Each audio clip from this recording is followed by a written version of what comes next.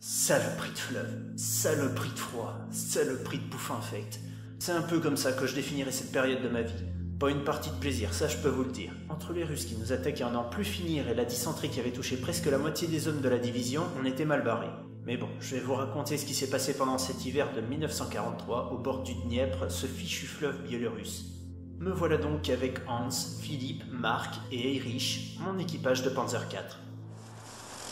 Albert, j'ai entendu le capitaine dire que le front sud avait été encore enfoncé hier. C'est ce qui se dit. C'est tout l'effet que ça te fait. T'es notre chef, tu devrais être au courant de ça. J'en ai marre d'être l'oiseau de mauvaise augure à chaque fois. Alors tu me refiles le bébé, c'est pas comme ça que ça marche, tu sais. Hans, tu es mon tireur, mon bras droit. Qu'est-ce que je peux faire confiance pour ce genre de mission périlleuse?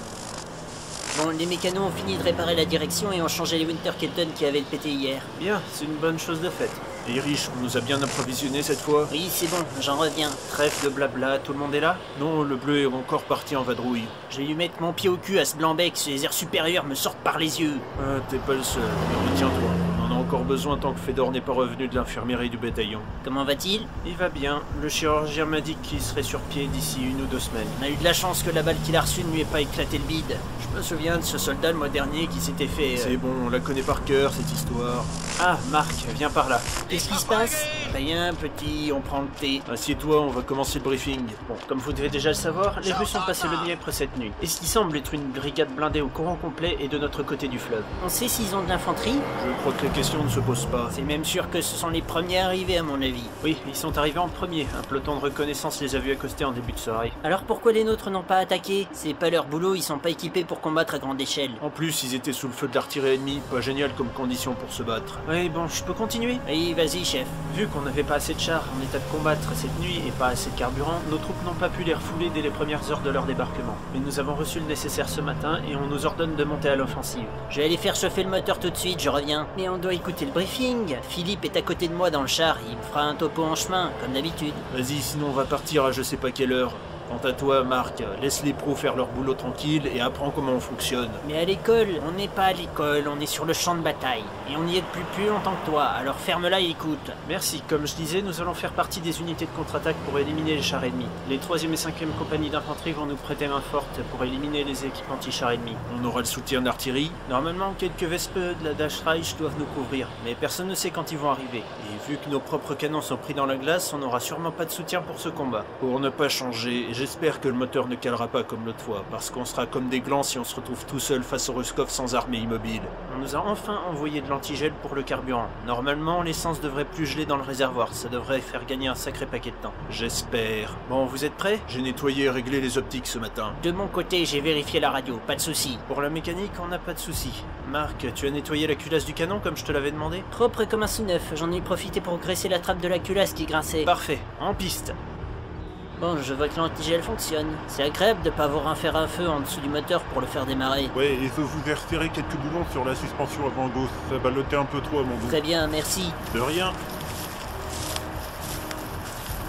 Alors, on est prêt à partir? Enfin, prêt. Alors en route. En avant. Hans, on aura sûrement beaucoup de boulot. Je te laisse t'occuper du pointage et du tir, je chercherai les cibles, comme d'habitude. D'accord. Le bleu, t'as intérêt à suivre la cadence. Je vais sûrement devoir tirer une fois l'obus chargé. Et ne te trompe pas de munitions. D'accord, je ferai attention. Erich, on suit le char du lieutenant Willems, pas celui du capitaine cette fois-ci. On doit couvrir le flanc gauche, ne te trompe pas. Pas de problème. Philippe, essaie de rester le plus possible en contact avec le lieutenant, mais écoute ce qui se passe du côté du capitaine de temps en temps, tu veux bien? Je suis déjà sur le coup. D'accord. Le lieutenant signale un char ennemi sur la gauche. On doit s'en occuper. Je le vois, 35 degrés à gauche, à peu près à 200 mètres, il nous fait pas face. Essaie de l'avoir à la tourelle. Je fais ce que je peux, mais on est sacrément ballotté. Erich, écarte-nous de la colonne et arrête-toi, on va tirer. C'est comme si c'était fait.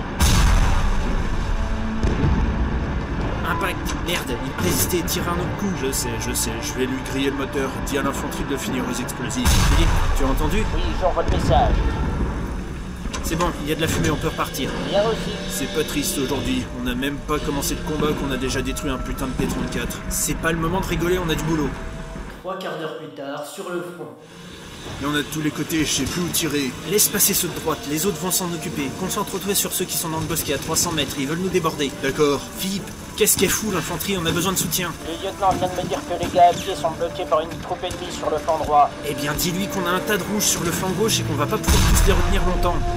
Merde, y en a un qui est passé à fond, j'ai pas pu la voir. Fais chier, y a toute une putain de section de fantassins russes qui s'avance vers nous. Je peux rien faire, je dois m'occuper des chars. Je m'en occupe.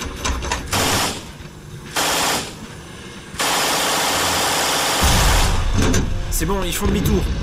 J'ai éliminé le dernier char de ce groupe. Le capitaine donne une ordre de se replier. Il faut qu'on couvre le lieutenant. Bien. Hey Rich, arrête-nous là, on va éliminer les poursuivants du lieutenant et on s'en ira juste après. Merde, la boîte de vitesse est bloquée. Qu'est-ce que tu dis? C'est la boîte de vitesse, j'arrive plus à passer les rapports. L'hydraulique fonctionne toujours? Oui, j'ai réussi à pas caler, mais il va falloir qu'on nous remorque. Pas sûr que ça soit prévu au programme. Je vais sortir pour voir si je peux faire quelque chose, mais je pense qu'on va devoir abandonner le navire. Je vais appeler le capitaine pour savoir si on peut avoir un remorquage. Et Un semi-chevalier arrive, mais il sera là que dans 10 minutes. vois si un autre char du bataillon peut nous tirer d'ici pour nous rapprocher du remorqueur. D'accord. On est dans la merde, les rouges se rapprochent de plus en plus. Qu'est-ce qu'on va faire? On va continuer à tirer. C'est quoi ça? C'est un tigre?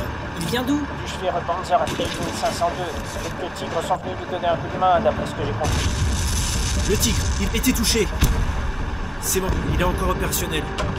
Qu'est-ce qu'il y a? La boîte est morte, le cardan de sortie s'est rompu, on n'a plus de traction, je peux plus rien faire d'ici. Philippe, c'en est où avec leur marqueur? Pas terrible, il est retardé par les troupes d'infanterie sur le chemin vers ici. La 4e section doit leur dégager le passage, ça prendra encore 15 minutes.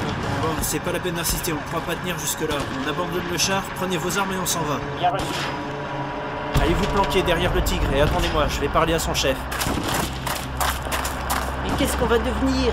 N'importe quoi, avec ce tigre pour nous aider, on va pouvoir s'en sortir. T'as les codes de cryptage des transmissions? Oui, ils sont dans ma sacoche. Bon, attendons ici. Si vous voyez des ennemis appuyés dans le coin, dégommez-les. Mais économisez vos munitions, on n'est pas encore sorti de l'auberge. On doit partir, vous feriez mieux de reculer avec nous. J'ai pas d'ordre à recevoir de vous. Mais tout le monde recule, vous allez être isolés. C'est mon problème. Chef, n'insiste pas, il ne va pas bouger. Laisse-moi m'occuper de ça, tu veux? C'est toi qui vois, mais il y a un sacré paquet de Ruskov qui se radine par ici. Je sais, le lieutenant, il faut vite décamper avant que vous soyez détruits. C'est un tigre, piéton vulnérable. Dites ça à d'autres, j'en ai vu un sacré paquet se faire dézinguer à la course. C'est pas du joli. Si vous voulez partir, allez-vous-en, mais moi je reste ici. Comme vous voudrez. Bon, on s'en va, Staré veut rester. On va courir le plus vite possible. Si vous tenez à vos fesses, ne vous arrêtez pas. D'après ce que j'ai pu capter avant de sortir du char, il y a une section du capitaine à 1 km d'ici, plus au sud. C'est parfait, on y va.